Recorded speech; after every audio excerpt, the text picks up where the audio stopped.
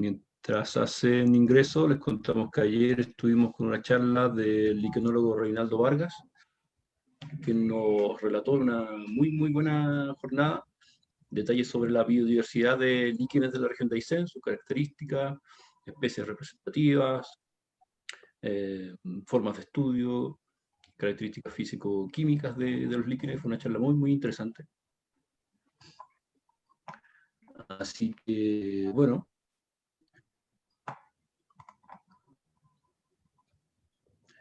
Bienvenidos a todas y a todos. Vamos a dar inicio a este nuevo ciclo de charlas. Estamos muy felices de encontrarnos con ustedes en este tercer ciclo de charlas denominado Ciencia, Diversidad y Microbosques. Distintas formas de ver y estudiar la naturaleza.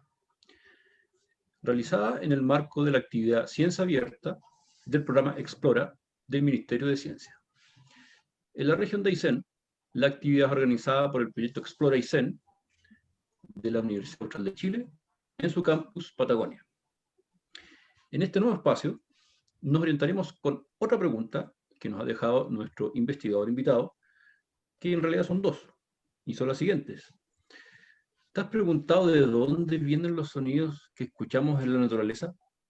¿Cómo podemos utilizar estos sonidos como indicadores de biodiversidad? Para profundizar estas y otras preguntas, nos acompaña esta tarde el doctor en Ciencias Biológicas Mauricio Soto. Él es investigador asociado al Programa Austral Patagonia de la Universidad Austral de Chile. Como biólogo e investigador científico, Mauricio nos invitará a reflexionar sobre la bioacústica y su relación con la biodiversidad de la región de Aysén. Mauricio es, como dijimos, investigador asociado del Programa Austral Patagonia, el cual busca mejorar los estándares de conservación en la Patagonia chilena. Los dejamos al mismo tiempo invitados a visitar la página de este interesante programa en www.programaaustralpatagonia.cl.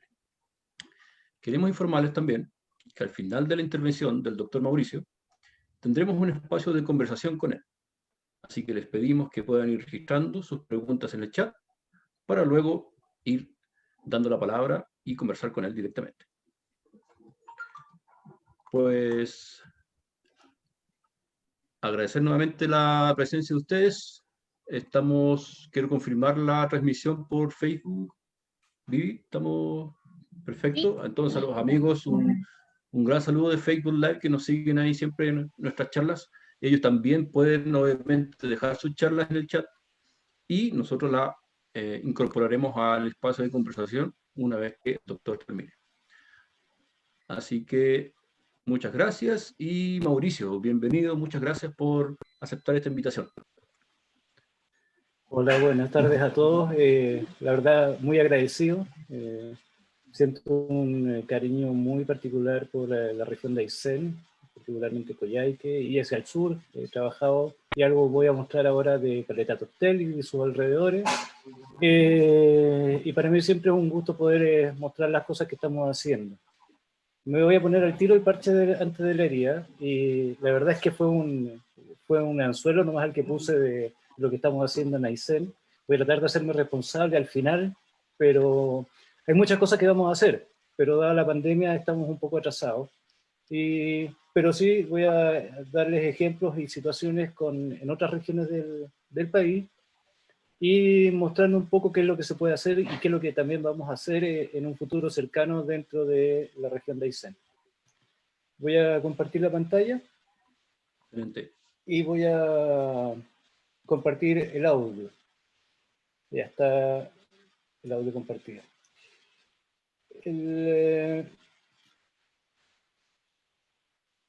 ¿Se ve bien la pantalla? Se ve bien. Perfecto. Yo tengo un cierto desfase de internet, así que de repente me voy a quedar un poco atrás, o de repente se van a demorar un poco las diapositivas en pasar. Como Eduardo ya comentó, mi nombre es Mauricio Soto Gamboa. A solicitud de un colega, voy a clarificar que además de ser miembro del Programa Austral Patagonia, soy académico de la Facultad de Ciencias, miembro del Instituto de Ciencias Ambientales y Evolutivas, ¿ya? de acá de la sede de la Isla Teja, en Valdivia, de la Universidad Austral. Y lo que les voy a contar hoy día, básicamente lo voy a separar en tres grandes temas. No los tengo formalmente explícitos dentro de la presentación, pero básicamente voy a hablar una pequeña introducción a lo que es el sonido, lo que es la acústica. Luego, diferentes formas en que se utiliza la acústica y particularmente como nosotros la estamos utilizando como una herramienta para medir de biodiversidad. Y finalmente voy a tratar de hacerme cargo del título para contar un poco las cosas o las experiencias que estamos y queremos hacer en la región de Aysén. Entonces partamos. La pregunta básica y fundamental es, ¿qué es el sonido? ¿Ya? Todos tenemos una noción de que escuchamos, ¿cierto? Cosas que están en nuestro entorno, pueden ser personas que nos están hablando, la música que escuchamos en la radio, y quizás tengamos la noción, no todos, pero la noción de que lo que es el sonido es una transmisión de una onda, ¿ya?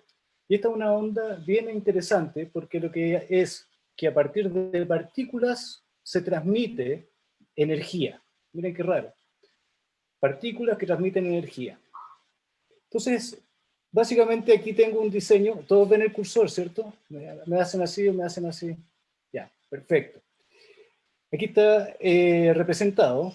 Lo que vemos o lo que escuchamos es una onda, que es esta onda que está dibujada acá, que es una caricatura, ya realmente es mucho más complejo que esto, pero lo que está ocurriendo es que a través del traspaso de energía de las partículas, ya vamos a ver de dónde viene la energía, estas partículas se empiezan a mover. Cuando se mueven, es como un efecto cascada. Las que se están moviendo golpean a las que están quietas, y las que están quietas dejan un vacío y golpean a las siguientes, y así se forman estos movimientos de partículas donde vamos a tener zonas de baja concentración de partículas y zonas de alta concentración de partículas.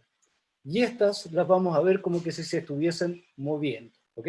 Entonces, hay dos conceptos que son claves acá. Uno, que tenemos que tener una fuente de energía que genera este movimiento de las partículas, y otro, que haya un número suficiente de partículas para que esta energía se vaya desplazando en el espacio. Cuando hablo en espacio, hablo en espacio tridimensional. Normalmente lo dibujamos como una onda en 2 dimensiones, pero es en 3 dimensiones. Es una esfera que va creciendo.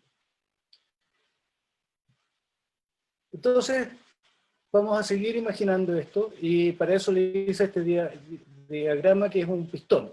Imagínense que el pistón se está moviendo, ¿ya? Entonces se mueve y aprieta el aire, y luego se relaja. Ese movimiento entonces hace que las partículas se movilicen, se concentren, y esas golpeen a las siguientes y se muevan. Eso genera entonces zonas de alta concentración de energía, donde están todas juntas golpeándose, y bajas zonas de energía donde están muy separadas entre sí, ¿ya? Y si se fijan, entonces se empiezan a ordenar. Al principio están todas homogéneamente distribuidas, y de a poco rato se van ordenando. Para los que han ido al MIM, había un juego muy entretenido en el MIM, donde había un parlante, que en el fondo es este émbolo que yo les estoy dibujando acá, que vibraba a diferentes frecuencias. Entonces, sonidos graves y sonidos agudos. Y este parlante estaba conectado a un tubo que tenía bolitas de Plumavit. Entonces lo entretenido era que uno podía ir variando la frecuencia, ya vamos a hablar de la frecuencia, pero es qué tan rápido se mueve el pistón, o en ese caso el parlante, y las pelotitas de Plumavit se iban ordenando, ¿ya? Si el parlante está tirando sonidos agudos, es decir, que se vibra muy rápido, las pelotitas se van a juntar, van a formar banditas muy pegaditas. Si el parlante está generando ondas que son más lentas, las pelotitas se van a ir separando, ¿ya? Y fíjense que eso es lo mismo que pasa cuando uno toca el trombón, por eso traje el trombón acá. El trombón, cuando uno lo mueve hacia adelante y hacia atrás, lo que está haciendo es darle espacio, o reduciendo el espacio, por donde está circulando entonces el aire que estamos empujando con la boquilla. Como consecuencia de eso, si tú retraes el trombón, se van a juntar todas las partículas y van a tener mucha más presión. Si tú lo relajas, las partículas se van a ir separando. Y eso le da los diferentes sonidos al trombón, que en este caso, si se fijan, está dibujada la escala de las notas aquí. Entonces, sonidos más agudos y sonidos más graves. Esta es una muy buena representación de lo que es una onda. Cuando uno tira una piedra al agua, ve que se van formando estas banditas, ¿cierto? Y que se van disipando en el agua. Pasa exactamente lo mismo en cualquier tipo de medio, sea aire, sea agua, o sea cualquier tipo de fluido, ¿ya? Lo importante es que las partículas tengan la posibilidad de moverse, ¿ya? Y dependiendo de cuán rápido se mueven, es el tipo de sonido que nosotros vamos a escuchar. Entonces ya les voy adelantando al tiro, que a estas bandas o estas ondas que son muy pegaditas una a la otra, le vamos a llamar que son de alta frecuencia, porque alcanzan a hacer un gran número de ciclos por una unidad de tiempo que normalmente es un segundo. De hecho, la frecuencia se mide en hertz, y hertz es el número de ciclos que hace esta onda por unidad de tiempo, que es un segundo.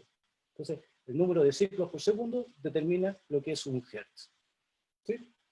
Entonces vamos a tener sonidos agudos que se van a ver de esta forma, y vamos a tener sonidos graves que se ven de esta otra forma que está acá. ¿Ya?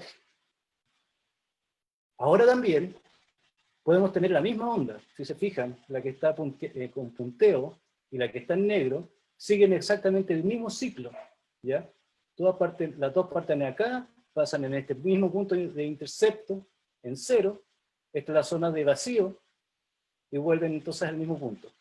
¿Cuál es la diferencia entre las dos señales, o las dos ondas? Que una tiene mayor amplitud que la otra. Y para la simple, para no entrar en tecnicismos físicos, la amplitud la vamos a entender como el sonido, ¿ya? Entonces, mientras mayor sea la amplitud, más fuerte vamos a escuchar el sonido. ¿Ok? Entonces, rápidamente en estas pocas diapositivas ya les he entregado tres conceptos. Uno que tiene que ver con la banda de del ancho de la frecuencia, ¿ya? Y la verdad es que son dos. El ancho de banda y la amplitud, ¿ya? Cuando hablamos entonces de frecuencia, vamos a hablar si son sonidos graves o agudos, y si hablamos de amplitud, si el sonido es fuerte o es despacio. Además, ocurren cosas extrañas, porque podemos estar emitiendo múltiples sonidos o estar generando un sonido que por efecto o de la propia forma en que estamos liberando el sonido o por el choque en el ambiente en el cual estamos, se producen otras ondas, ¿ya?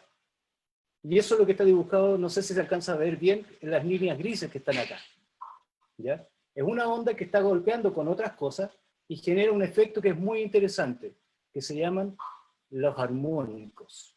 Si se fijan, esta es la primera, después viene una segunda, después una tercera, y después decae de verdad la señal y vuelve a subir. Esto porque hay suma y cancelaciones de todas las ondas que se están produciendo, que generan que se repita la misma nota, ya si es el mismo la, pero a frecuencias más altas y con mayor intensidad.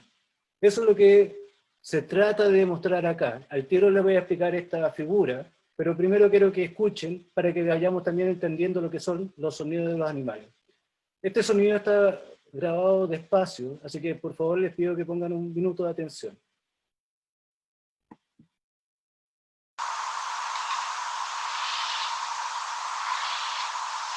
La primera vez que yo escuché esto quedé loco porque no tenía idea qué diablos podía ser.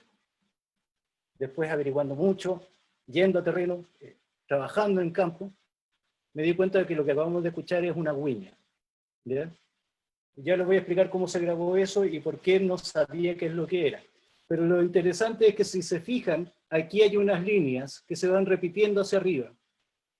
Estos son los armónicos, que son los que vemos acá, que es la repetición de la misma nota, que le vamos a llamar la fundamental, pero en octavas más arriba. ¿Ya? Entonces se va subiendo una escala musical de arriba hacia cada vez más arriba. ¿Ya? No voy a entrar en detalle de cómo se construye la escala musical, pero esto es cíclico, entonces se va subiendo una vez una octava y una octava y una octava, y entonces transforma un sonido que podría ser puro en un sonido que se escucha en un ambiente. Entonces cada vez que escuchemos sonidos con armónicos son sonidos que generan un ambiente y no son sonidos limpios. ¿Se entiende hasta ahí? Pueden hacerme like así para ir entendiendo, para ir interactuando con ustedes. Entonces normalmente el sonido, lo que estábamos viendo ahora, que es el movimiento de la onda, finalmente se traduce en esto que está acá, que tenemos un eje de tiempo y tenemos un eje de amplitud. Como los sonidos se emiten a frecuencias relativamente altas ya vamos a hablar dentro de nuestro rango audible, se ven como estas rayas oscuras, ¿ya? Entonces aquí tenemos la emisión de un sonido, otro sonido, tercer sonido, cuarto sonido y quinto sonido. Este es el canto de un chincol, el típico, has visto mi tío Agustín. Esta muchas veces es muy difícil de poder verla y generalmente está enmascarado porque hay ruido ambiente, entonces no es tan fácil de verlo. Para ciertos análisis es bueno y para otros análisis no es tan bueno. La alternativa a eso es esta figura que está acá. A este le vamos a llamar el sonograma. Si se fijan, acá está la frecuencia, que tan grave y que tan agudo es el sonido, y acá está el tiempo. Y lo que vemos son rayas, son manchas. Estas manchas lo que representan es el volumen, es la amplitud. Entonces, mientras más oscuro sea la mancha, es porque el sonido es más fuerte en ese rango de frecuencia, ¿ya? Además tiene la siguiente particularidad, podemos ver notas como esta que está acá, que decae muy rápido en frecuencia en un intervalo de tiempo corto, o podemos tener notas que les vamos a llamar moduladas, que van decayendo lentamente en su forma a lo largo del tiempo, ¿ya? Solamente a nivel instructivo, los ornitólogos a esto le llaman la introducción, cuando hay notas así sueltas, o elementos también les llaman, y estos que son rápidos y que no se pueden distinguir uno del otro, les llaman trinos, ¿ya? Entonces la construcción en el vocábulo ornitológico, los cantos están compuestos por introducción, trinos, gritos y otras nomenclaturas más que le utilizan harto. Finalmente, esto que está acá, simplemente es una forma de representar cómo se distribuye la energía. Acuérdense que la amplitud es el volumen, pero también representa la energía. Y abajo está la frecuencia. Entonces, lo que quiere decir es a qué frecuencia está saliendo más fuerte, con mayor volumen, el sonido. En este caso, por ejemplo, el pic de frecuencia es alrededor de los 4,5 Hz, ¿ya? Que es un sonido relativamente de, bueno, para nosotros es alta frecuencia, pero no es muy terrible. Nosotros, en nuestro oído sano, para gente joven, alrededor de los 20 años, llega hasta los 15 kHz. Eso quiere decir 15.000 Hz. Aquí está dibujado hasta 8 nomás, ¿ya? O sea, nosotros no tenemos problema para escuchar esto, pero de 15.000 para arriba tenemos problemas. Esta es una figura que armé para un libro, pero creo que es súper ilustrativa. Estos son los rangos de frecuencia, ¿ya? Dentro de lo que reconocemos como sonido. Bajo esta línea que está acá vamos a hablar del subsónico, o por debajo del rango audible, y lo que está por encima de esta línea le vamos a llamar ultrasónico, es decir, por encima de nuestro rango audible. Y lo que pueden ver es que diferentes organismos, que están dibujados acá, o que están escritos acá, emiten sonidos en diferentes rangos de sonido, ¿ya? Entonces hay algunos animales que sí los podemos escuchar, y otros animales que emiten sonido, pero que nosotros como humanos no los podemos escuchar, ¿ya? Entonces lo que está en celeste es lo que más o menos alcanzamos a escuchar, entonces escuchamos los anfibios, las aves, roedores, pero fíjense que ya en murciélagos hay ciertas vocalizaciones que podemos escuchar, pero los murciélagos, para movilizarse en el espacio, utilizan lo que se llama ecolocalización, utilizan señales ultrasónicas y arman un radar. Entonces emiten el sonido ultrasónico y esperan a que rebote, y cuando rebota es como que viesen una foto del entorno, ¿ya? Y eso lo hacen entonces con sonidos ultrasónicos. Los delfines hacen exactamente lo mismo, ¿ya? Y tienen los rangos de sonido más altos que están descritos, por sobre los 100 kHz, o sea, sobre 100.000 Hz. Acuérdense que nosotros escuchamos hasta los 15.000, ¿ya? Y estos se llaman clic de ecolocalización y sirven exactamente para lo mismo que hacen los murciélagos, pero esto bajo el agua, ¿ya?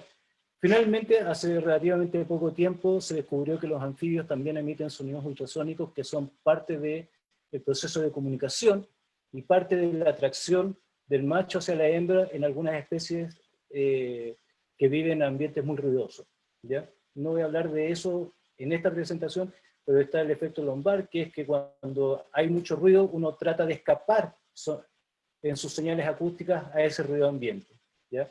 Y estos sapitos lo logran hacer utilizando sonidos ultrasónicos. Finalmente, nuestro ruido abiótico y el ruido antropogénico caen en una escala que le vamos a llamar de baja frecuencia. Siempre va a haber una línea base de ruido ambiente que es producido tanto por condiciones naturales, por ejemplo, una cascada, un río, o el movimiento de las hojas, o el oleaje a orilla del mar, y a eso se le suma el ruido antrópico que está dado por toda nuestra propia actividad, ¿ya? Y finalmente, ballenas también emiten bajo el sonido subsónico, y emiten tanto sonidos para vocalizar y comunicarse, y también hacen señales de ecolocalización, pero esta vez como un sonar, que son sonidos de muy baja frecuencia, que nosotros no los escuchamos. ¿Okay? Teniendo ese contexto, yo ya les mostré y vuelvo a mostrar acá el canto del chincol. Les voy a pedir que bajen un poquito el volumen de sus computadores porque este sonido es un poco fuerte, pero es ilustrativo. Esto es cuando nosotros sintetizamos y logramos extraer el sonido particular de una cosa en particular. Pero cuando vamos al campo y estamos en terreno, la cosa es completamente distinta. Y este cuadro surrealista que estamos viendo acá no es más que un conjunto de sonidos que ahora vamos a escuchar.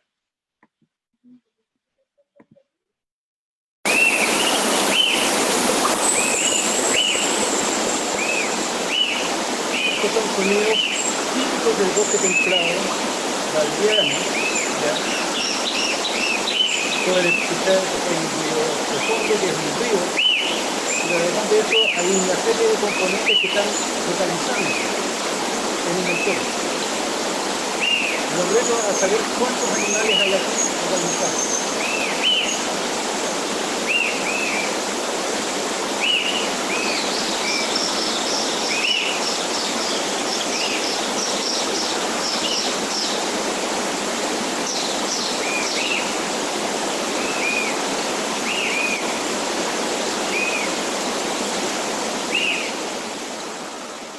Ok, lo único que les puedo decir es que poco no hay, ¿sí? Ahora, tener la capacidad para poder reconocer cada uno de ellos es parte del trabajo que nosotros estamos haciendo. Entonces, de esa misma gráfica, yo ahora les traje para extraer un poco los sonidos que estamos escuchando y para explicarles algunas propiedades. Lo primero es que los sonidos, ahí está mi cursor, que emiten, el canto le vamos a llamar como una unidad de diferentes elementos que está emitiendo el animal bajo un contexto que en su conjunto determinan una señal única. Entonces, por ejemplo, en este caso que está acá, este canto que está acá está compuesto por 16 elementos, ¿ya? Que este animal lo hace de cierta particularidad. Entonces, una forma de empezar a caracterizar los sonidos es simplemente contar cuántos elementos sonoros están constituyendo ese canto, ¿ya? Y ahora escuchémoslo a ver si lo reconocen.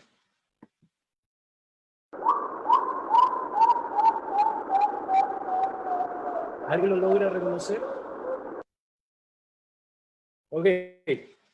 Fíjense que están un poco deformes las figuras, pero estas dos gráficas son dos aves distintas, pero están a la misma escala de frecuencia. Esta es una ave que emite sonidos a muy baja frecuencia, que es lo que acabamos de escuchar. Ahora escuchemos uno que emite a alta frecuencia.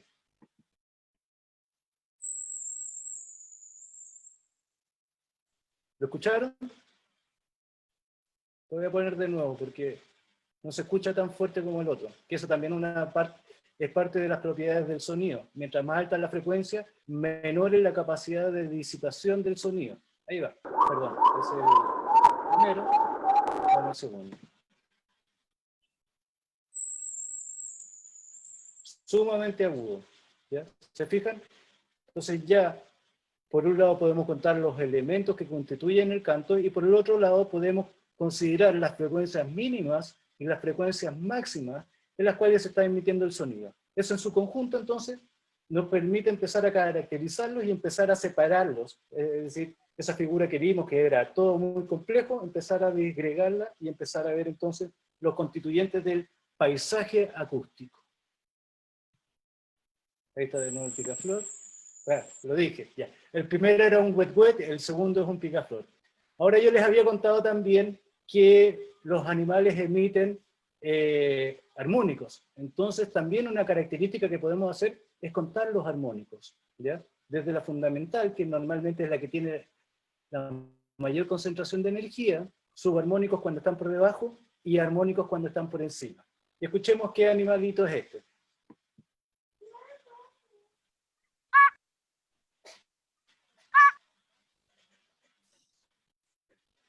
Ok, este es un sapito, este es el sapito de hojarasca rosaceus, Eusophus roseus, ¿ya?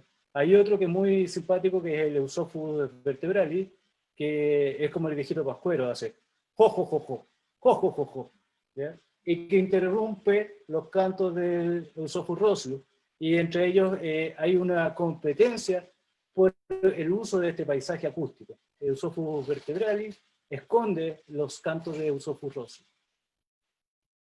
Ahí está de nuevo.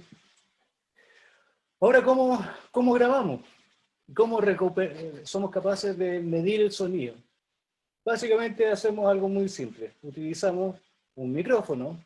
En este caso es un micrófono unidireccional porque queremos concentrar la señal en ese lugar, un cable y una fuente de grabación. En este caso una grabadora digital, pero puede ser análoga, o puede ser directamente hoy en día al computador a través de una interfaz, ¿ya? Y a partir de eso entonces podemos empezar a analizar los cantos. De esto no voy a hablar, pero solamente como ejemplo, que uno puede entonces analizar las características de cada uno de los elementos del canto, sus frecuencias máximas, sus frecuencias mínimas, la duración, y con eso caracterizar el canto de cada un individuo dentro de una población, o entre diferentes poblaciones, o entre diferentes especies. Aquí, como les digo, es un ejemplo, esto lo hablé hace un par de semanas, de cómo el ruido ambiente afecta la forma en que canta, en este caso, el chincón. Ahora, la estrella de lo que queda de la presentación está en esta diapositiva, y obviamente no soy yo, sino que es este equipo que está acá. Este equipo que está acá es un equipo que se ha masificado en los últimos 10 años, o los últimos 15 años, en todo el mundo, porque trae muchas ventajas. Estos son grabadores automáticos de sonido, ¿ya? Es decir, uno lo pone en el campo, le da ciertas indicaciones y los equipos empiezan a grabar, ¿ya? Uno lo puede setear para que grabe 30 segundos, para que grabe 1 minuto, para que grabe 10 minutos, o para que grabe el día entero. La única limitante que tiene son las baterías y las tarjetas de memoria, porque entenderán que el sonido requiere de mucha capacidad de almacenamiento. Ahora, ¿cómo podemos medir la diversidad? Para entender un poco cómo medirla, primero voy a hacer una definición un poquito genérica de lo que es la diversidad, y que la podemos entender como la variabilidad de los organismos vivos de cualquier fuente, incluidos entre otras cosas, los ecosistemas terrestres y marinos, y otros ecosistemas acuáticos, y los complejos ecológicos que los forman, o que forman parte, comprende la diversidad tanto de cada especie, entre las especies, y de los ecosistemas. Esto es de la Convención Internacional de la Biodiversidad. Eso quiere decir que básicamente todo lo vivo es parte de la diversidad o de la biodiversidad, ¿ya? En este contexto, entonces, poder rescatar los sonidos y poder recrear este paisaje acústico es uno de los constituyentes clave del componente de biodiversidad, ¿ya? Ahora, ¿qué es lo que hacemos nosotros? No somos muy prácticos. Lo que hacemos es que, clasificando los sonidos que escuchamos en la naturaleza, podemos decir cuántas especies están presentes en un lugar determinado. Y esto es simplemente una clase rápida de ecología. En ecología se conocen 3 tipos de biodiversidad. La diversidad alfa, que es que dentro de un sitio particular simplemente hacemos el conteo de cuántas especies hay, la diversidad gamma, que es lo mismo pero a nivel de una región completa. ¿Ya? Imagínense que todo esto que está acá en A es una región, todos los constituyentes o todas las especies que están en esa región le vamos a llamar la diversidad gamma. Y la biodiversidad beta o diversidad beta corresponde a las especies que se van cambiando de un sitio a otro dentro de una región. Entonces, por un lado tenemos la riqueza de especies o cuántas especies hay en un lugar, cómo esa riqueza va cambiando de un lugar a otro, que le vamos a llamar diversidad beta, y finalmente cómo la sumatoria de todo eso a nivel regional lo podemos entender como diversidad gamma, ¿ya? Entonces, con esas tres definiciones podemos empezar a trabajar la biodiversidad en varios aspectos. Lo que nosotros hacemos es que de alguna forma, con algunos algoritmos, otras veces manuales, logramos reconocer e individualizar el canto de un animal. Hablo de un animal porque podemos reconocer los murciélagos, podemos reconocer a los sapitos, podemos reconocer a las aves e incluso los mamíferos como el que escuchamos al principio que era la huiña. Una vez que los reconocemos, entonces después usamos o algoritmos matemáticos o a veces lo hacemos manual, en que podemos diferenciar el sonido de un individuo o de una especie con respecto al sonido de otra especie. Y con eso, el registro acústico, entonces podemos ir levantando la información de riqueza de especies solamente por irlos escuchando. Entonces vámonos al extremo sur del país, ¿ya? Y es donde empezamos a trabajar con el programa Austral Patagonia, y para eso nos fuimos a la isla de Isla Riesco, que está ahí marcado, ¿ya?, al norte de Punta Arenas. Esta es una visión panorámica de lo que es Isla Riesco. Este es un día tranquilo, después nos tocó tormenta y no, estuvimos atrapados como 4 días en la isla sin poder salir, pero son anécdotas del campo. Y aquí entonces hicimos lo siguiente, probamos qué tan buenos y qué tan efectivos son estos equipos acústicos de registro automático para medir la diversidad versus una técnica de conteo normal. Entonces lo que tenemos a la izquierda acá, estos son 2 sitios, lo que está a la izquierda son 30 puntos de muestreo tradicional, que uno separa y cuenta los pajaritos con binoculares, versus la instalación de 3 equipos acústicos. Entonces, como le digo, en el sitio 1 y en el sitio 2. ¿Qué es lo que encontramos? Esto es acumulación de especies, que básicamente la recuperación de las especies por conteo o por los equipos acústicos se logra sin problema, de hecho se logra mucho mejor con los equipos acústicos que con los conteos, ¿ya? Y que en el caso particular de este lugar que está acá, logramos recuperar mayor número de especies que con los conteos tradicionales. Es decir, a partir de dejar los equipos ahí y no molestarlos, pudimos recuperar un mayor número de especies que son propias de la localidad. No vamos a entrar en mucho detalle acá, pero aquí está la lista completa, y aquí están las frecuencias de ocurrencia de las especies, y lo que pueden ver, esto es conteo, y esto es equipos acústicos. Entonces, los equipos no solamente son consistentes a lo que son los conteos, sino que además logran recuperar mayor diversidad, ¿ya?, que la que se hace con los conteos tradicionales, ¿ya? Entonces nos funcionaba súper bien, pero en el segundo sitio tuvimos un problema. Hubo especies que no pudimos registrar en forma acústica, pero sí pudimos registrar en forma visual. ¿Y qué son? Son especies que no vocalizan, o que normalmente no vocalizan, por lo tanto nos quedan fuera de nuestro paisaje acústico. Estas fotos de acá son las especies típicas, ya que las podemos reconocer sin ningún problema. Donde está el rayadito, el picaflor chico, el chercán, cometocino, zorzal, este es el churrín del sur. ¿Y cuáles son las especies que no detectamos? Estas 3 que están acá. Cóndor, yo nunca he escuchado vocalizar un cóndor, ¿ya? El cernícalo, que sí tiene vocalizaciones, pero es muy poco frecuente escuchar las vocalizaciones del cernícalo, y las golondrinas. La golondrina es un caso bien especial porque los equipos estaban ubicados bajo el dosel del bosque y las golondrinas vuelan por sobre el dosel del bosque. Entonces el sonido no fue capaz de ser percibido por los equipos. Entonces, en resumen, bueno, y lo último es que los registros acústicos nos permiten tener bonus track, como le llamo yo acá. Estábamos buscando la diversidad de aves y encontramos anfibios, ¿ya? Y quiero que escuchen este anfibio. Este es Batraquila antártica. Y lo interesante de esto es que con este registro ampliamos casi 100 kilómetros de su rango de distribución hacia el sur. Es decir, el último punto de registro de esta especie era 100 kilómetros al norte de donde nosotros estábamos. Ok, otras cosas para las cuales podemos utilizar estos sonidos, voy a ir apurando un poco, es que nosotros los podemos setear y los tenemos seteados para que graben 10 minutos cada 1 hora por 24 horas, ¿ya? Eso es un esfuerzo de muestreo muchísimo más grande que el que uno puede hacer en forma directa. Y eso además lo proyectamos por 5 o 6 días, entonces tenemos 6 días de registro casi completo, ¿ya? Y entonces podemos recrear lo que son los patrones de actividad de los organismos que estamos grabando. Normalmente en la literatura se describe, y para los que les gustan las aves, siempre les dicen salgan muy temprano en la mañana a ver las aves porque si no, no las van a ver. ¿Por qué? Porque describen que tiene un patrón bimodal que está muy asociado a las horas de crepúsculo.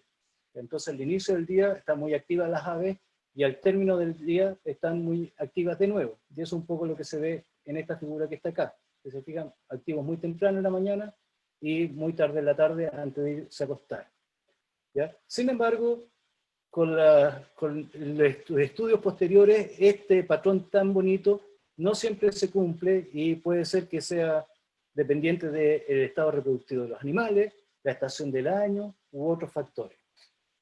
Basado en eso y aprovechando estos equipos acústicos, entonces ahora nosotros empezamos a trabajar en la zona de Valdivia y utilizamos 23 parches remanentes de bosque que están en diferentes estados de perturbación antrópica. Entonces lo que queríamos evaluar era cómo la perturbación antrópica en el bosque podría alterar los patrones de actividad de las aves.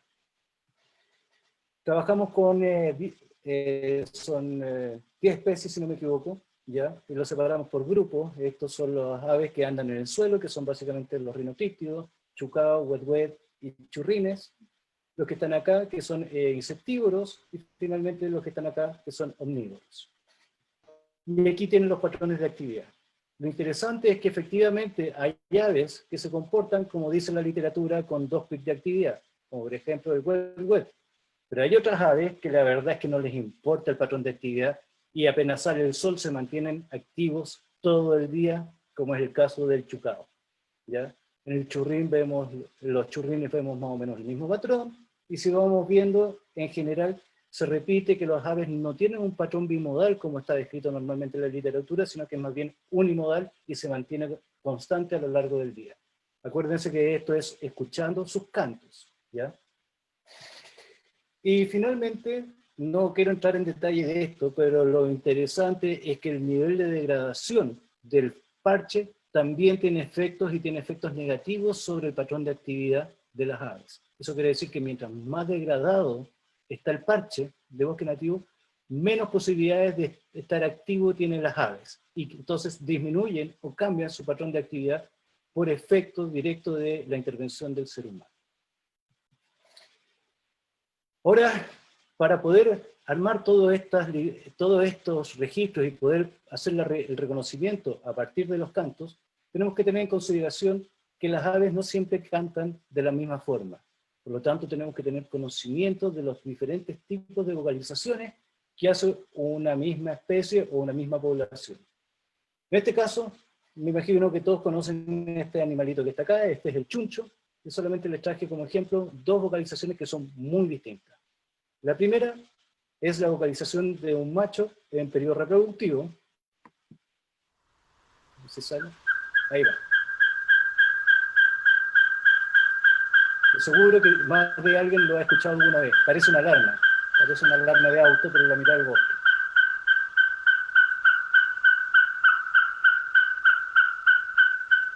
Y esto es cuando el chuncho está enojado y está básicamente peleando con otro chuncho por territorio.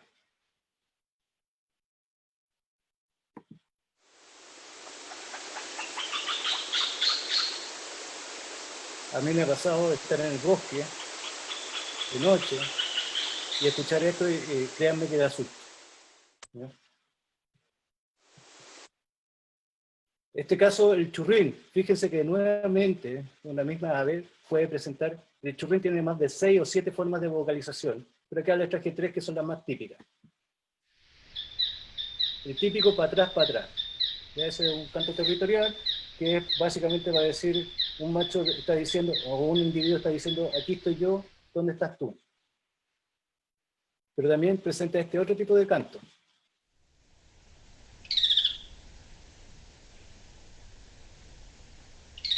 Si se fijan, no tiene absolutamente nada que ver con el otro.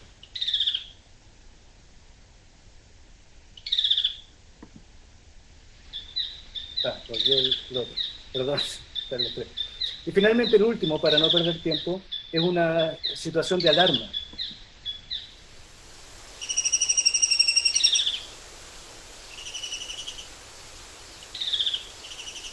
A nosotros nos costó mucho poder ir separando, y todavía estamos siempre en constante proceso de ir separando y clarificando qué sonidos son de qué especie. Y eso se logra básicamente yendo a terreno y grabando en forma directa, de los animales en directo, con estos micrófonos unidireccionales. Estas grabaciones son fundamentales porque después armamos bibliotecas, tal cual como una biblioteca de libros, armamos bibliotecas de sonido donde podemos acceder para tener una confirmación de lo que estamos escuchando. Y en otros casos podemos armar, a través de los algoritmos que les mostré, reconocedores automáticos donde el computador se encarga de hacer el reconocimiento de la especie que está presente. En Aysén, ¿qué hemos hecho? Y parto con esta foto porque fue un ex estudiante mío muy querido, que en este momento está haciendo un postdoctorado en Montana, en Estados Unidos. Llegó justo para la pandemia, así que está medio aislado el pobre. Se llama Manuel Ruiz. Para los coyhaiquinos que no lo conozcan, lo más probable es que sí conocen su cerveza. Él es el socio fundador de Caiquén, una cerveza que se les recomiendo para los que vayan a Coyhaique. Y con él empezamos a hacer una serie de cosas, picadillos de cosas pequeñitas, pero una de las cosas que hicimos fue que fuimos a Cerro Castillo y empezamos a acompañar a CONAF en su censo anual de anfibios, de sapitos, y aprovechamos de llevar el micrófono y empezar a grabar entonces a esta especie que se llama Pterognathus salai, y con eso entonces estamos armando la librería de sus cantos. Aquí está un ejemplo de eso. Y la gracia entonces es que ahora tenemos esta especie que antes no la teníamos dentro de nuestros registros y podemos entonces buscar esa especie no solamente en Cerro Castillo, sino que en los alrededores.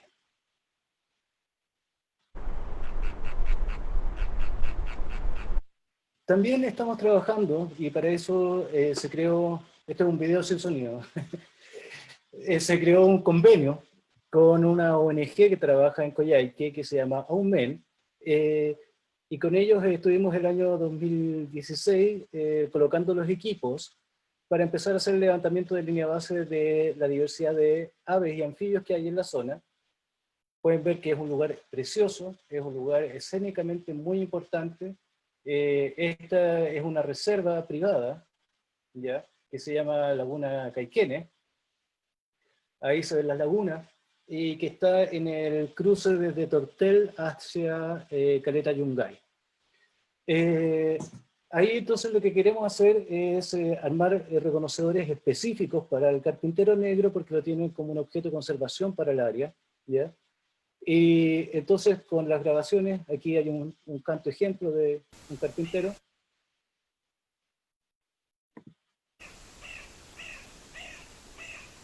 Con eso, entonces estamos armando estos reconocedores automáticos, y la idea es poder no solamente detectar la presencia o la ausencia de los carpinteros, sino que también empezar a entender un poquito de los patrones de actividad.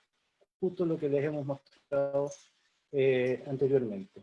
Y esto también se une a un trabajo que estamos haciendo en colaboración con CONAF, que CONAF está tratando de armar un plan nacional de monitoreo del carpintero negro, ¿ya? Y en estos momentos íbamos a empezar en Chohuenco, pero vamos a ver si la pandemia lo permite. Y finalmente, para ir cerrando estos capítulos, entonces, los sonidos nos permiten caracterizar o reconocer las diferentes especies que están presentes en un lugar. Sí, tenemos que tener conocimiento de quién es el que está emitiendo los sonidos, los diferentes sonidos que puede emitir una misma especie. Nos permite conocer su biología, nos permite conocer sus patrones de actividad, y lo más importante de todo es que es una herramienta muy útil para poder hacer monitoreos de largo plazo. Entonces, la apuesta es poder instalar estos equipos que inicialmente tienen un costo relativamente alto, pero cada vez son más baratos, y las horas hombre en terreno se disminuyen mucho, y la calidad de la información que estamos recuperando es mucho, mucho mejor, ¿ya? Y por lo tanto es más fácil de implementar a mediano y largo plazo.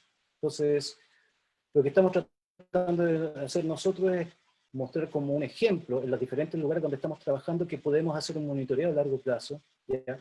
Basado entonces en estas señales acústicas y un poco en la caracterización final de lo que es el paisaje acústico.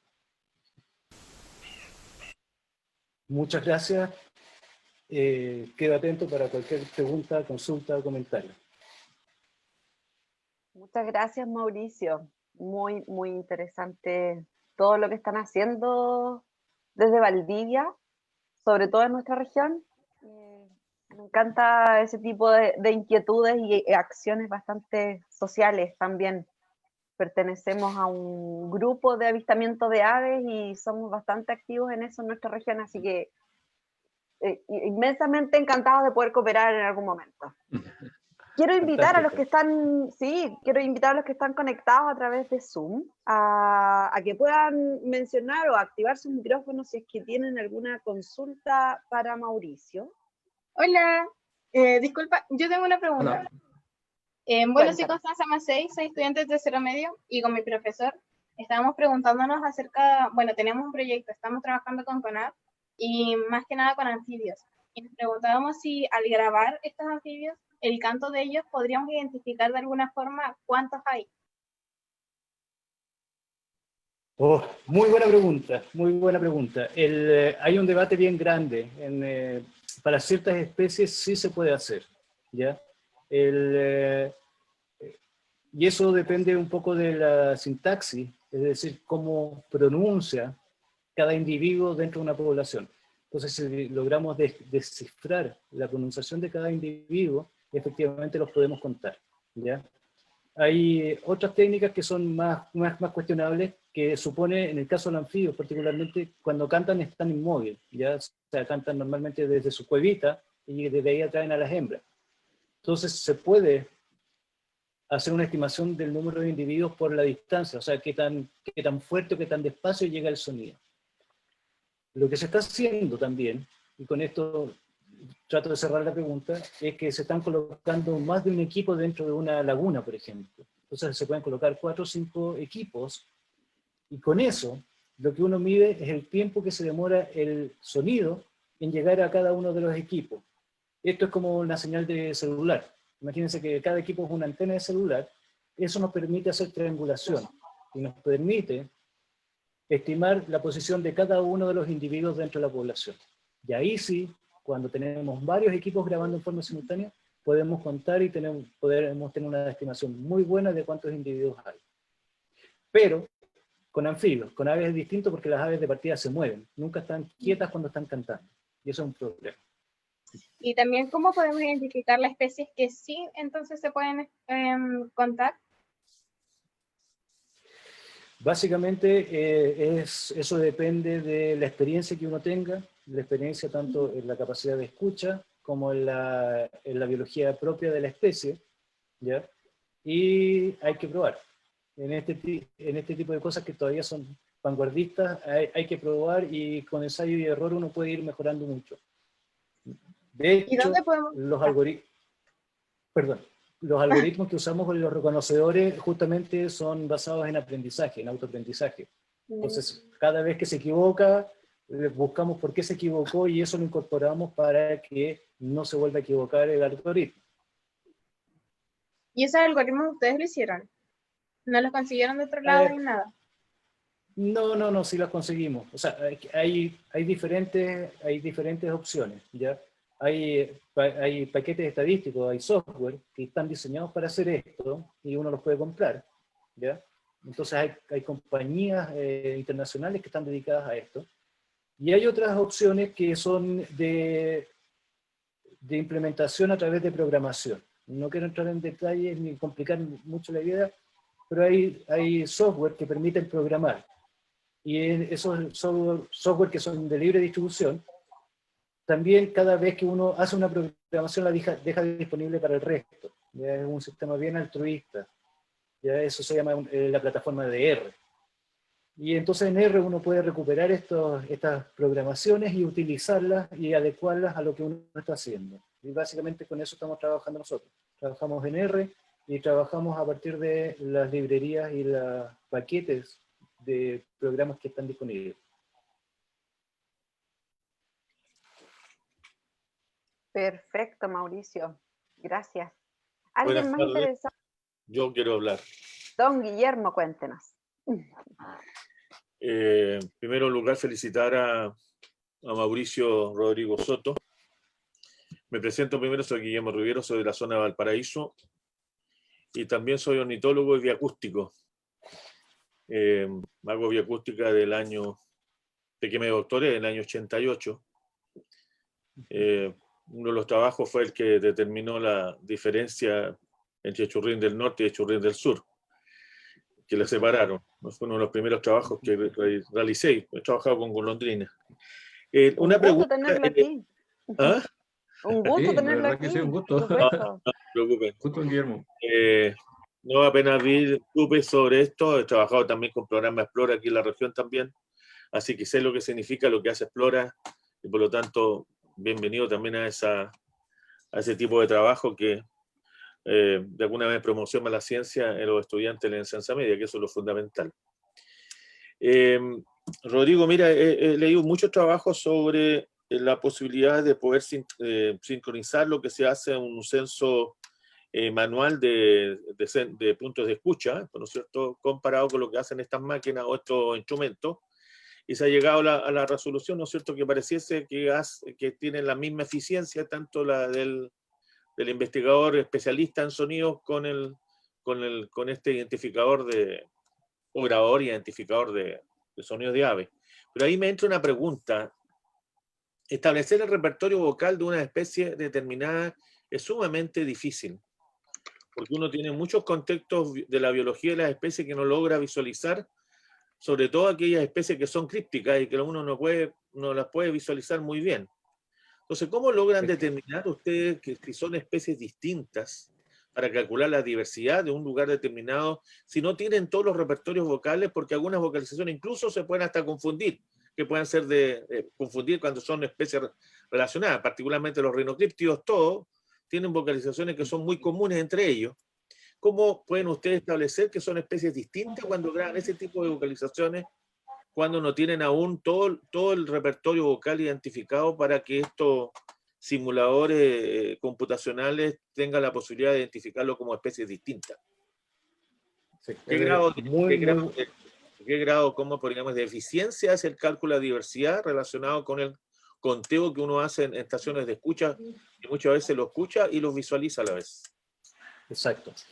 Voy a partir por el final de tu pregunta, que es también un tema que está abierto porque no está bien resuelto, y es que cuando se hace puntos de escucha o puntos de conteo, se hace trampa, porque se mezclan dos técnicas, ¿ya? En una, ¿ya? Esa es la primera. Y lo otro es que uno asume que el observador es omnipotente, en el sentido de que sabe discriminar el número de individuos que hay ahí, ¿ya? Y sabe discriminar a ciencia cierta las especies que hay. Porque en la escucha también puede ocurrir lo mismo, que aparece un sonido NN, y como tú lo estás escuchando, no lo tienes registrado, pasó, o no lo detectaste, o lo asignaste mal a una especie, o simplemente no lo pudiste asignar. Entonces, el problema de la determinación de especie por el sonido se repite cuando uno graba o cuando está haciendo el punto fijo de escucha.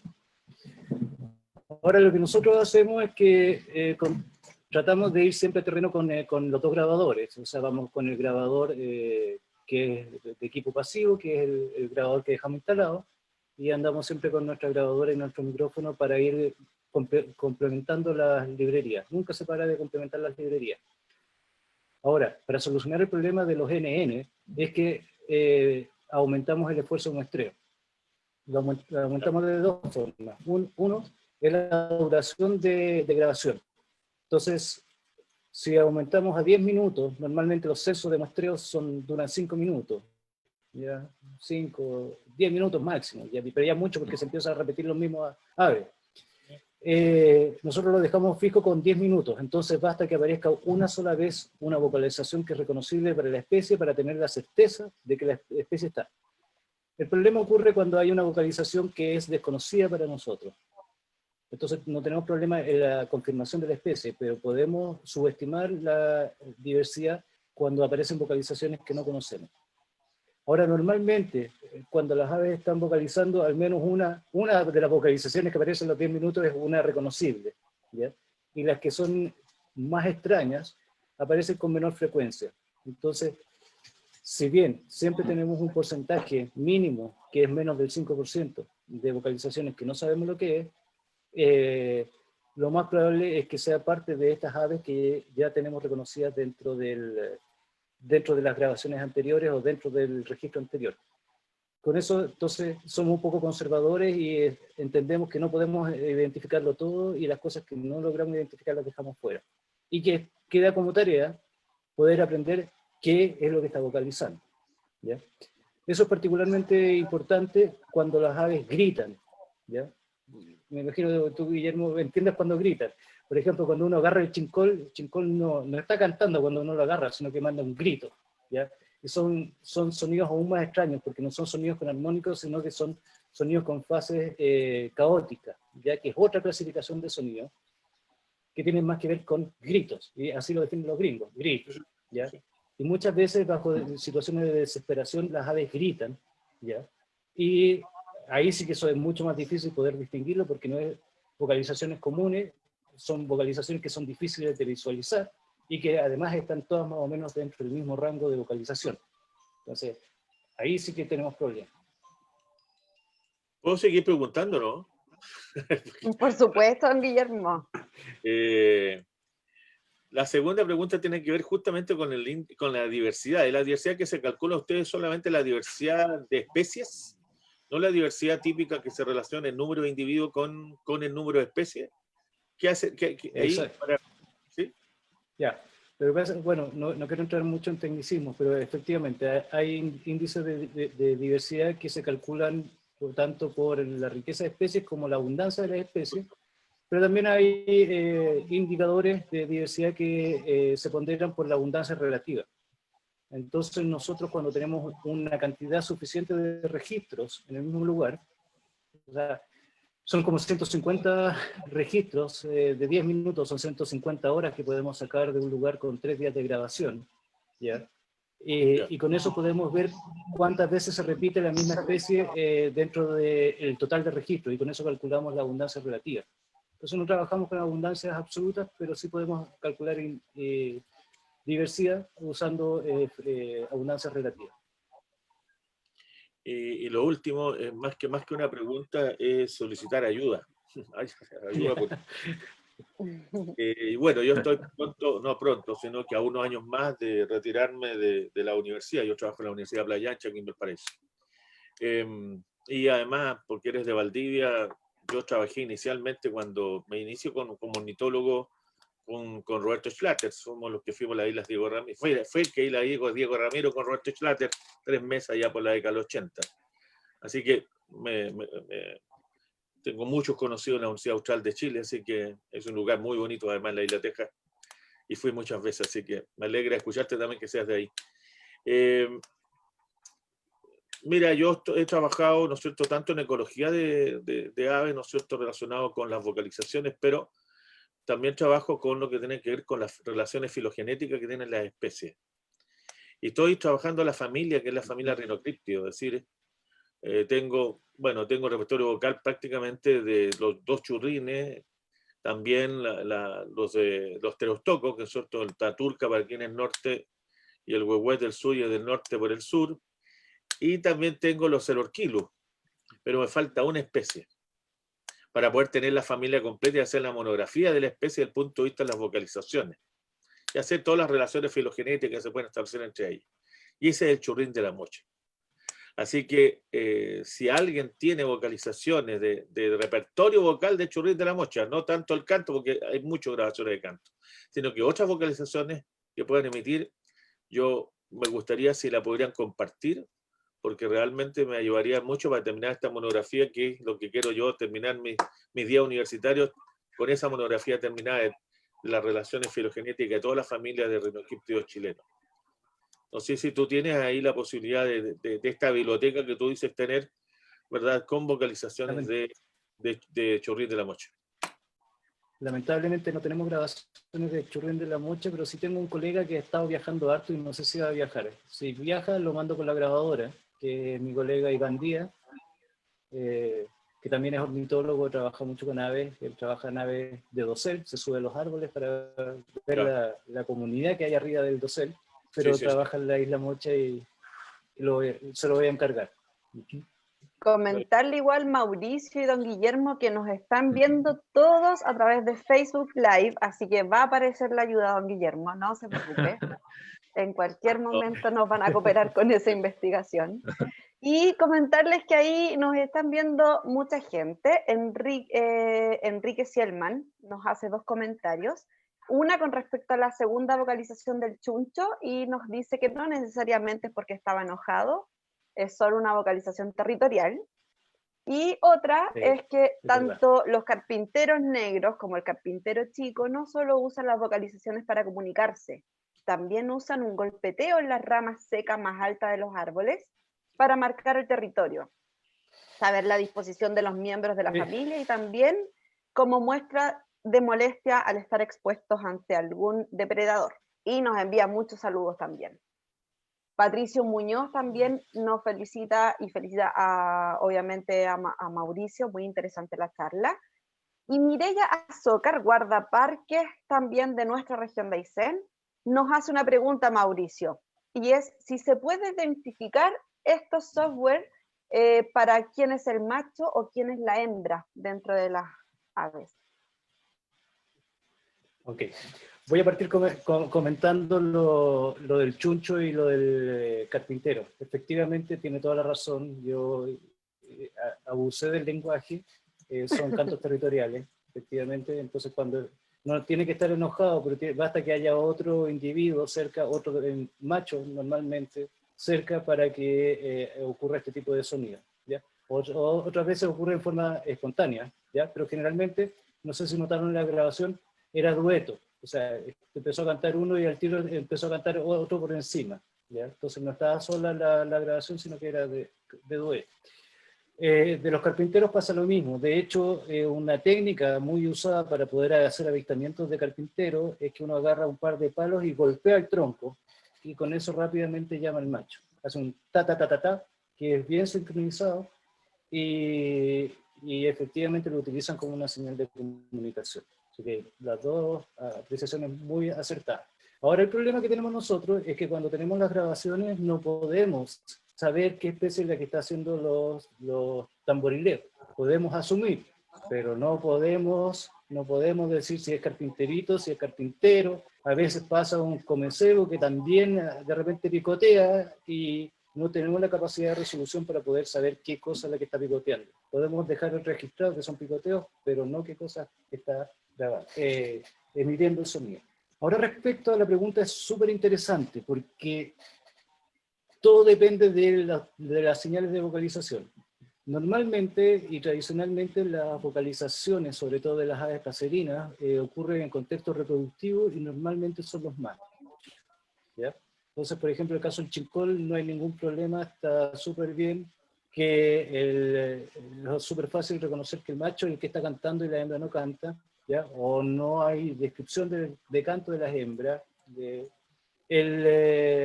En cambio, en las otras aves, como por ejemplo los rinocríptidos, tanto el macho como la hembra cantan y utilizan las mismas vocalizaciones, entonces no tenemos cómo separar qué sexo es, ¿ya?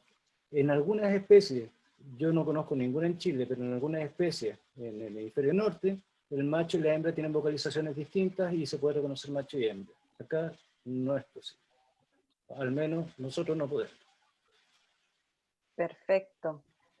Invito a ver si está con nosotros Claudia Campos, quien hizo una pregunta en el chat, pero a mí siempre me gusta invitarlos a que ellos formulen las preguntas. Sí.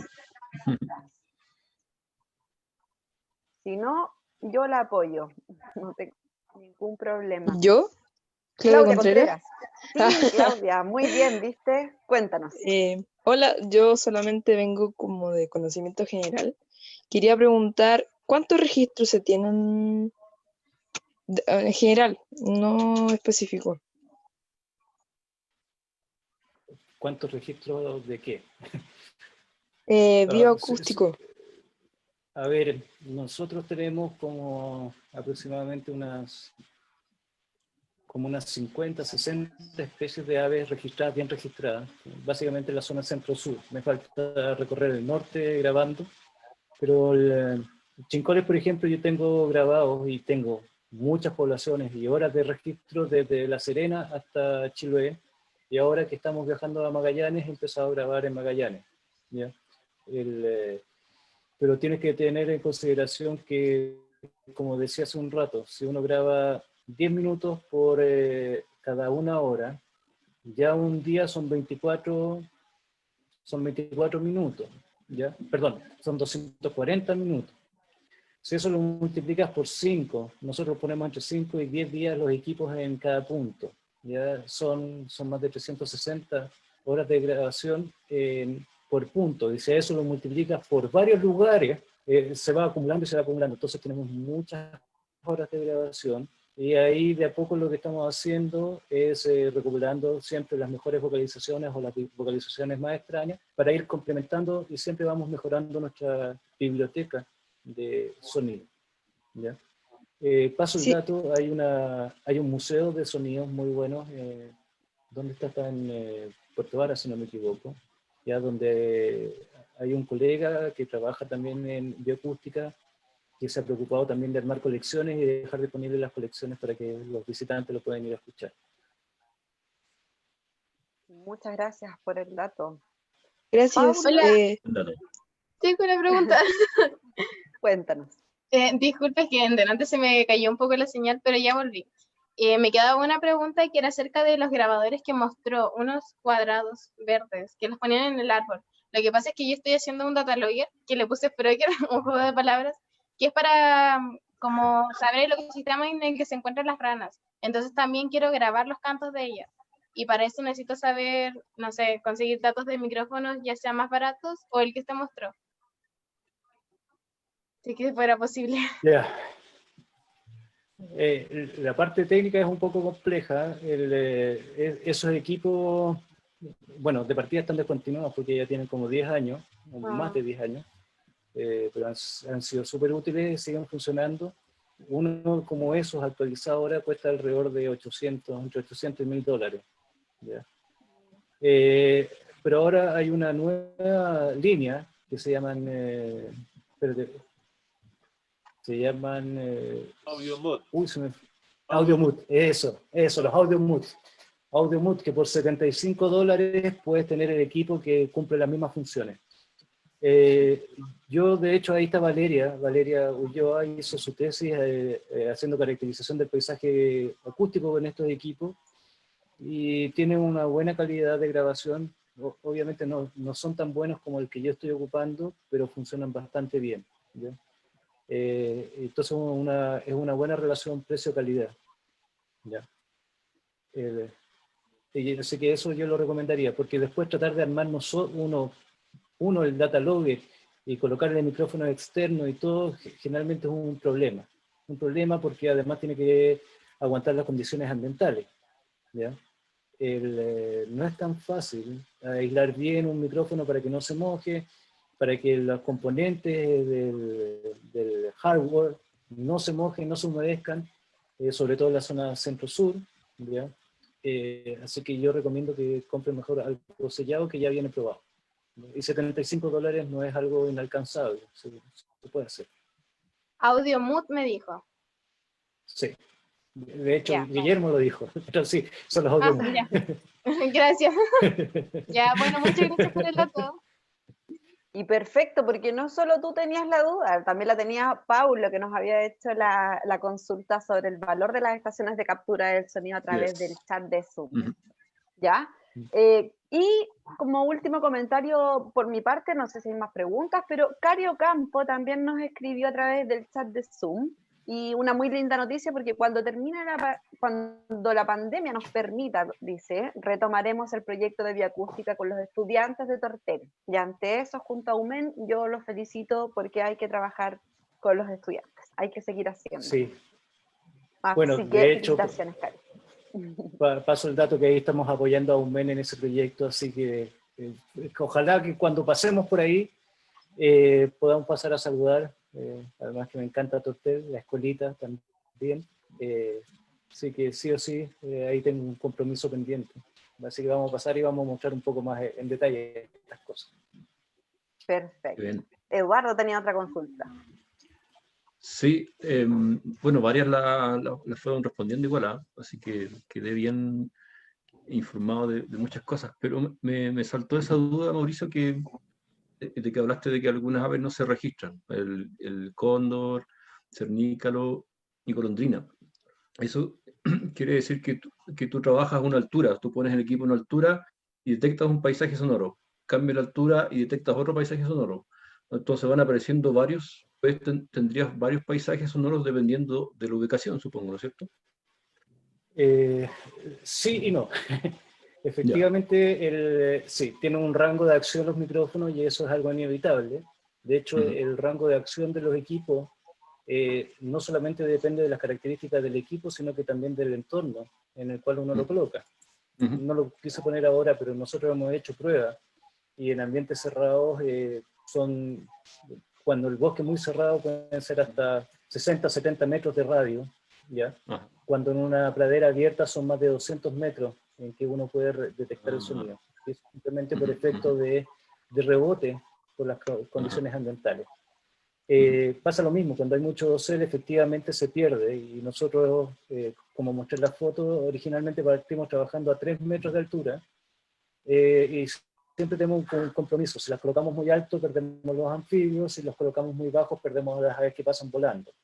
Entonces se establece un compromiso. Ahora, si eso lo comparamos con los puntos de conteo y escucha, pasa exactamente lo mismo, porque uno cuando hace ese tipo de técnicas tiene que definir un radio de acción. Tiene dos opciones, o mide un radio de acción o cuantifica de alguna forma la distancia a la cual el animal lo estás viendo o está vocalizando. ¿Ya? Cualquiera de las dos es difícil, pero también eso se hace, es un radio que se calcula en 3 dimensiones, o sea, alrededor y para arriba también. ¿Ya? Pero son los compromisos de la técnica nomás. Igual me llama la atención porque nosotros en otros lugares y bajo otras circunstancias sí registramos sin problema las golondrinas. Entonces, las golondrinas, como Guillermo sabe, son sonoras, o sea, están todo el tiempo cantando, pasan volando y cantan, no son calladas. Entonces, la verdad es que nos sorprendió un poco. También depende del lugar, de los micro hábitats donde uno coloca los equipos. ¿Ya? Hay veces que uno lo coloca en un lugar un poquito más abierto y pasa una cosa, que lo coloca en un lugar un poco más cerrado, pasa otra. Una vez nos pasó que estábamos en el bosque, pero la pusimos al lado de un humedal, y no nos dimos cuenta que estaba el humedal.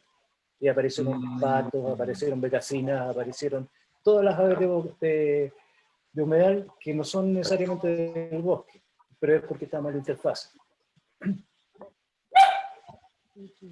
Ese es mi perro, perdón. Y una última duda, Mauricio. ¿Tú sabes algo respecto al sonido que hacen la ranita de Darwin? Si hay algún estudio que tenga que ver con... No sé si alguna vez leí que estaban estudiando que era tan, no sé si describirlo como fino o tenía una característica muy particular de que lo estaban ocupando para tratamientos de relajo o antiestrés. Yo no sé si tú sabes algo al respecto del sonido de la ranita de Darwin. El sonido de la ranita sí la conozco, está dentro de unos registros. tenemos un colega que es Mario Pena, que ha trabajado con ella. Sí. Ahora si se está usando para tratamientos terapéuticos, no sé. Él también ha hecho análisis bien interesantes porque no solamente ha trabajado con los sonidos bióticos, o sea, que producen los animales, bueno, él trabaja con anfibios, sino que también se ha preocupado de caracterizar bien los ambientes abióticos. Entonces ha caracterizado, por ejemplo, el sonido del mar, el sonido del bosque, el sonido del viento, el viento en distintos ambientes. Así que no me extrañaría que estuviese incursionando en la parte más de meditación. Excelente. Bueno, Tati, creo que estamos bien con las preguntas. Sí. Uy, yo tengo Súper. una. A ver, Paulo. A ver. La voy a hacer corta, en realidad. Yo creo que voy a tener que comunicarme por email con Mauricio, pero era para preguntarle. Lo que pasa es que yo trabajo en el CIEP y estamos monitoreando hace ya bastante tiempo 12 cuencas en la región. De hidrología, limnología, meteorología, macroinvertebrados, temas forestales, servicio ecosistémico, etc. Pero el tema del paisaje sonoro no lo tenemos presente. Y escuchando tu charla, bueno, yo sabía que iba a salir esto, me interesaría incorporarlo en el monitoreo de estas cuencas. Entonces, quería ver una estimación de que nosotros generalmente hacemos monitoreos permanentes, pero tú me decías que estos son monitoreos que son como de lapsos de días. Sí, claro. ¿Eso afecta mucho en la anualidad del comportamiento del paisaje sonoro en estas cuencas? A ver, es una pregunta que no es fácil de contestar, porque de partida no tengo experiencia en cómo es la dinámica de las aves en la cuenca.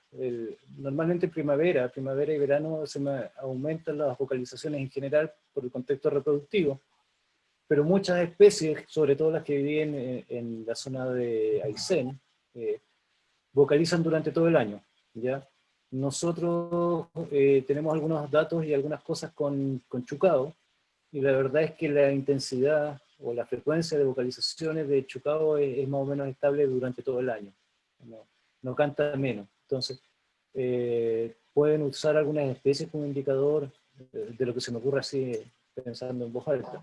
Ahora, yo no sé con qué frecuencia ustedes visitan las cuencas, porque una opción es dejar instalados los equipos que graben el tiempo que aguante la batería, y después hacer cambio de batería y volver a instalarlos, y con eso tú puedes tener más continuidad. Solamente como ejemplo, nosotros... Estamos yendo una vez al mes. Sí, o sea, con eso... O sea, las aves no cambian tanto de un mes a otro, así que con eso es más que suficiente.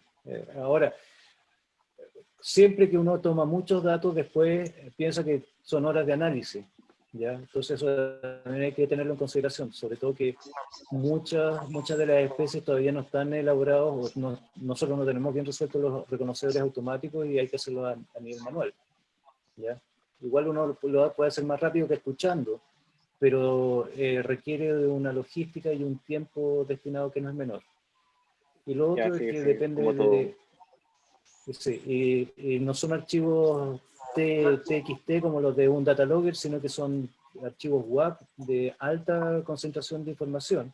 Entonces requiere de mucha capacidad de almacenamiento.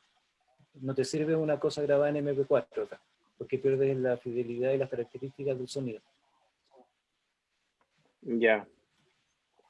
Bueno, te voy a mandar un email para que entremos en contacto. Ningún problema. Ahí yo feliz de colaborar. Ok. Gracias. Vale, listo, un placer. Gracias, Pablo. Vale. Creo que estamos bien ya en el horario, así que vamos a agradecer a Mauricio por su impecable presentación. La verdad que nos aproximó de una forma bastante novedosa al estudio de la biodiversidad que está trabajando actualmente en el sur de Chile. Nos dio algunos ejemplos bien buenos de cómo sirven estas tecnologías para apoyar lo que se hace tradicionalmente. Así que yo creo que vamos a darle un aplauso virtual a Mauricio en este último cierre, porque tuvimos un ciclo muy interesante.